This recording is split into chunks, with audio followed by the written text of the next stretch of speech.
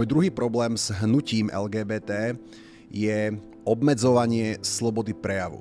Hnutie LGBT je za to, aby keď niekto si zmyslí, že sa cíti ako nejaké iné pohlavie, ktoré používa nejaké iné zámená, tak ty keď ho oslovuješ alebo o ňom rozprávaš, tak musíš používať tie zámená, ktoré si on zvolil, bez ohľadu, aké má biologické pohlavie. Keď to porušíš, tak ti bude hroziť až rok basy. Toto je mimochodom vec, ktorú má aj PSK v programe. Takže keď napríklad dojde normálne veľký chlpatý chlap s hrubým hlasom, niečo ako Ďuro Srnčík a povie ti, že ja som dievča a ty budeš k nemu referovať zámenom on, povie, že on urobil hento, tak normálne dojde policajt, povie ti, že si obvinený z tohto paragrafu, hanobil si jeho rodovú identitu a zoberú ťa do basy. Toto LGBT chce oficiálne dosiahnuť a presadiť a progresívne Slovensko to má v programe.